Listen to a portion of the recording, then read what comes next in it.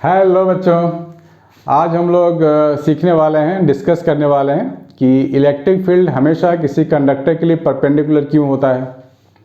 हमेशा electric field अपने आप को 90 डिग्री पे क्यों रखता है किसी भी मेटल के लिए। देखते हैं बच्चों इसके पीछे क्या लॉजिक है। मान लेते हैं हमारे पास कोई मेटल सरफेस है, ऐसा कोई मेटल है हमारे पास, और मान लेते हैं पॉजिटिव चार्ज है। ठीक है, किसी भी मेटल सरफेस के लिए हमारे को बोला जाता है ना, draw the electric field lines.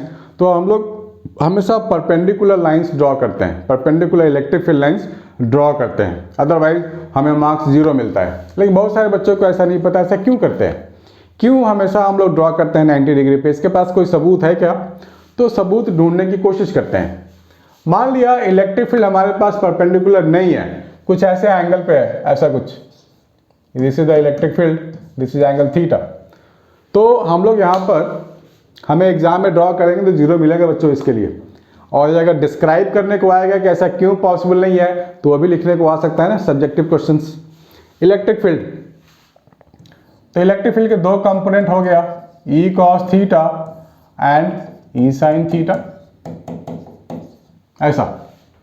अब हमको मालूम है कि electric field exert electric force E into Q, electric field into charge. This is the force acting on any charged particle placed in electric field. और यहाँ तो चार्ज है हमारे पास, plus plus charge already distributed है। तो plus charge क्या होगा, इधर फ्लो करना शुरू कर जाएगा। सरफेस की बात हो रही है, सरफेस पे प्लस चार्ज यहाँ पे फ्लो करेगा, ये इसको रिपेल करेगा, इसको रिपेल करेगा, राइट। और हमारे पास एक चार्ज का फ्लो बनने लगेगा, दैट मीन्स करंट का फ्लो बनने लगा, पूरे सरफेस पे करंट आ गया। इसका मतलब ये हुआ, हम किसी ऑब्जेक्ट को इलेक्ट्रिक फील्ड में रख दें, किसी मेटल को इलेक्ट्रिक फील्ड में रख दें, तो उसके सरफेस पे करंट आ जाएगा। बट प्रैक्टिकल में ये कभी नहीं होता, ये पॉसिबल नहीं है। ये करके देखा जा चुका है कि इलेक्ट्रिक फील्ड है, वहां पे हमने कोई मेटल का सरफेस रख दिया, उसके सरफेस पे करंट आ जाए, ऐसा कभी नहीं होता बच्चों। दैट मीन्स ये जो ई कॉस थीटा है ना, ये है ही नहीं। ये अगर होता रियली में तब तो करंट होता ना, लेकिन ऐसा कुछ नहीं होता, करंट ऑब्जॉर्ब नहीं होता है। दैट मीन्स इसका मतलब हुआ कि E cos theta is always 0। और कॉस 0 कब होता है सबको मालूम है, व्हेन थीटा इज 90 डिग्री। यानी कि 90 डिग्री यहां पर हमारे को मिल गया। That means electric field is always perpendicular to the surface. तो हम लोग हमेशा electric field perpendicular to the surface ऐसा ड्रॉ कर सकते हैं किसी भी सरफेस के लिए। ये तो खैर रेगुलर बना दिया मैंने, आप कोई भी रेगुलर शेप ले लो और आपको बोला जाए कि ये नेगेटिव चार्जेस हैं, इसके लिए इलेक्ट्रिक फील्ड लाइन ड्रॉ करो।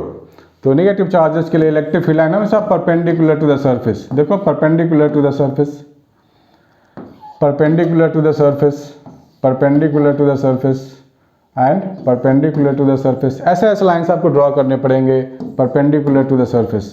ठीक है, perpendicular to the surface.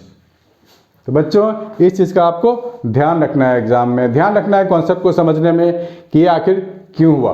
Hopefully आपको ये समझ में आया होगा। अगर समझ में आएगा तो please like, comment and share. और इससे ऐसे रिलेटेड जो भी आपके मन में कॉन्सेप्चुअल डाउट होंगे, please feel free to share with me. I will try to make a video for your examination point of view. ठीक है बच्चों, प्लीज़ को नोट कर लो।